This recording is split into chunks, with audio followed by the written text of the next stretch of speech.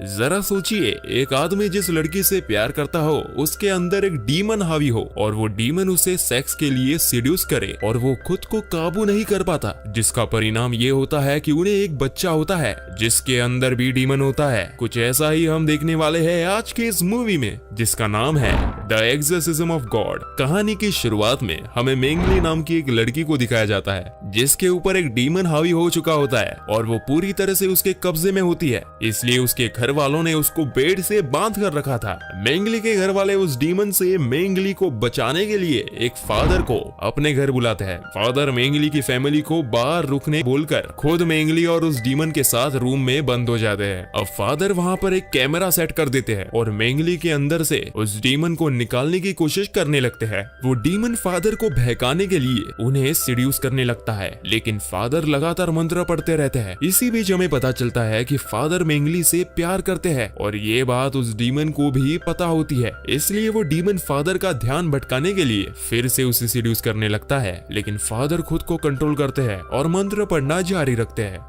वो demon father को distract करने की पूरी कोशिश करता है, लेकिन फादर अपने मंत्र पढ़ते रहते हैं और तभी अचानक से मेंगली बेहोश हो जाती है। तो फादर मेंगली को चेक करने जाते हैं और अब उन्हें लगता है कि मेंगली ठीक हो गई है। तभी मेंगली होश में आते ही फादर को किस करने लगती है और फादर भी उसके साथ रोमांस करने लगते हैं और ये पूरा मोमेंट कैमरा में रिकॉर्ड हो जाता है। जिसके बाद हमें 18 साल आगे की कहानी दिखाई जाती है, जहाँ पर एक गार्ड जेल में बंद कैदियों को खाना दे रहा होता है और जब वो एक रूम में खाने की प्लेट को निकालने जाता है तो उस रूम का कैदी उसकी उंगली को काट लेता है। इसके बाद हमें फादर पीटर को दिखाया जाता है, जिनको अभी भी उनकी गलती का गिल्ट होता है जो उन्होंने मेंगली के साथ 18 साल पहले की थी। फादर अपनी उस गुनाह को कबूल करके अपने मन को हल्का करने के लिए सबसे सीनियर फादर के पास जाते हैं और 18 साल पहले उन्होंने जो गलती की थी उसका वीडियो रिकॉर्डिंग फादर को देने का सोचते हैं, लेकिन वो सीनियर फादर से कुछ बोल पाते उससे पहले ही वो सीनियर फादर पीटर को बहुत सारा फंड का पैसा दे देते हैं, जिसे देखने के बाद फादर पीटर उस वीडियो रिकॉर्डर को अपने पास ही रख लेते हैं और उस फंड के पैसों से अपने चर्च के बच्चों के लिए बहुत सारा सामान ले आते हैं। रात में फादर को एक जेल से फोन आता है जिसमें एक गार्ड फादर को बताता है कि हमारे जेल के एक कैदी की बहुत ज्यादा हालत खराब है, जिसे किसी डॉक्टर की नहीं बल्कि आपकी जरूरत है। अगली सुबह फादर उस जेल में चले जाते हैं, जहाँ पर हम एक लड़की को देखते हैं जो कि एक बहुत ही बुरी आत्मा के वश में थी और उसने एक लड़की को फांसी पर चढ़ा दिया था, जिस वजह से उसकी जेल हुई थी। अब वो लड़की फादर को देखने के बाद उनसे कहती है कि हम पहले भी मिल चुके हैं। ये डीमन भी फादर के सामने वैसे ही उठपटांग हरकतें करने लगता है जैसे 18 साल पहले मेंगली कर रही थी। फादर उसकी हरकतों को देखने के बाद तुरंत उस जेल से बाहर निकल आते हैं और उन ऑफिसर से कहते हैं, मैंने शरीर से शैतान को बाहर निकालने का काम 18 साल पहले ही बंद कर दिया था और मैं आपकी मदद नहीं कर सकता। तभी मेंगली वहां पर आ जाती है और वो फादर पीटर से कहती है कि आपको मदद करनी ही पड़ेगी, क्योंकि वो लड़की जिसका नाम इस पर है मेरी और आपकी ही बेटी है।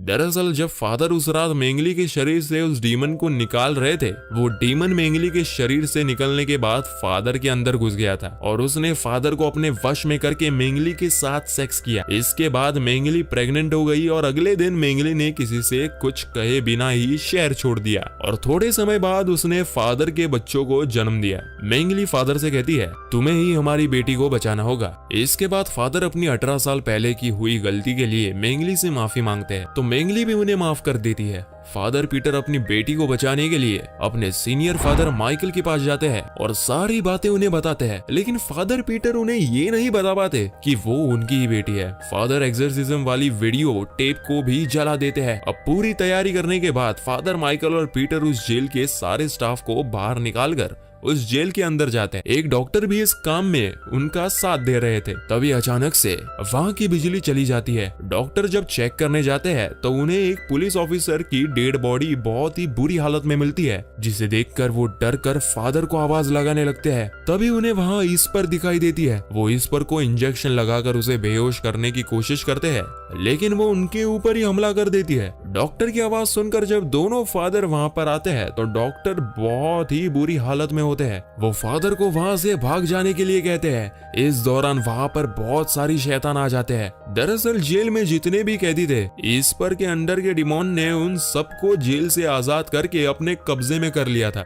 दोनों फादर उस शैतानों को वहां से भगाने के लिए मंत्र पढ़ने लगते हैं। फादर माइकल के मंत्र पढ़ने से उनके आगे के शैतान तो तड़प रहे थे, लेकिन फादर पीटर की मंत्रों का इस पर कोई असर नहीं हो रहा था। शैतानों के बहुत ज्यादा हावी हो जाने की वजह से फादर पीटर फादर माइकल को लेकर जेल के किचन में छुप जाते हैं। फादर माइकल पीटर बहुत गुस्सा करने लगते हैं और पीटर से पूछता है कि आखिर तुमने ऐसा कौन सा पाप किया है जिसकी वजह से तुम्हारे मंत्र उन शैतानों पर काम नहीं कर रहे हैं। जिसके बाद फादर पीटर फादर माइकल को 18 साल पहले जो उसने गलती की उसके बारे में बताते हैं। फादर माइकल का काफी ज्यादा खून बह गया था और वो मरने ही वाले थे। मरते मरते फादर माइकल पीटर से कहते हैं कि तुम शैतान के साथ कोई भी सौदा मत करना, नहीं तो वो तुम पर हावी हो जाएगा। ये कहते ही वो मर जाते हैं। अब फादर पीटर अपने आप को एक दूसरे कमरे में बंद कर लेते हैं और वो अपने फोन को निकालकर अपनी 18 साल पहले की गलतियों को बोलकर रिकॉर्ड करने लगते हैं। इसके बाद वो उस वीडियो को अपने लीडर को भेज देते हैं। वीडियो शेयर करने के बाद फादर वापस से बाहर आते हैं और इस बार उनके सारे मंत्र काम करने लगते हैं, क्योंकि गॉड ने उसे माफ करके उसकी शक्तियां लौटा दी थी। हालांकि फिर इस पर पीछे से आकर फादर पीटर पर हमला करके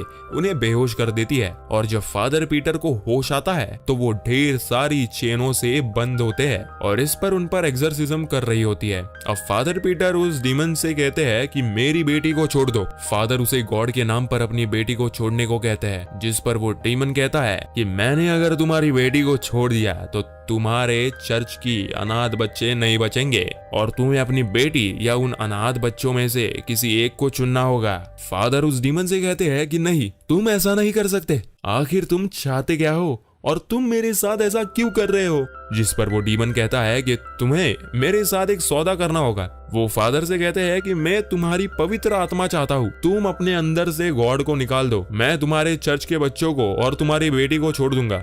फादर के ठीक है बोलते ही इस पर बेहोश हो जाती है, जिसके बाद फादर अपनी बेटी को लेकर जेल से बाहर निकलते हैं। थोड़े दिन बाद चर्च के लीडर फादर पीटर से आकर कहते हैं तुम्हारी गुनाहों को कबूल करना तुम्हारे लिए जरूरी था। जैसे ही तुमने अपने गुनाहों को कबूल किया वैसे ही गॉड ने तुम्हारी शक्तियां तुम्हें वापस लौटा दी और मैंने भी उस वीडियो को डिलीट कर दिया है जो तुमने मुझे भेजी थी। लेकिन फादर पीटर जब लीडर से बात कर रहे थे तब उनकी आंखें चमकने लगती है। इसे देख के वो समझ जाते हैं कि डीमन अब फादर पीटर के शरीर में है।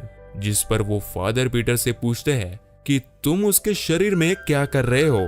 तब वो डीमन जवाब देता है पीटर ने अपनी बेटी और चर्च के बच्चों को बचाने के लिए अपनी आत्मा मुझे सौंप दी। इसके बाद हमें फादर पीटर की बेटी को दिखाया जाता है जिसके अंदर गॉड की पवित्र शक्तियां आ चुकी थी और फादर पीटर उस शहर को छोड़कर किसी दूसरे शहर में चले जाते हैं और इसी के साथ ये मूवी यही समाप्त हो जाती है।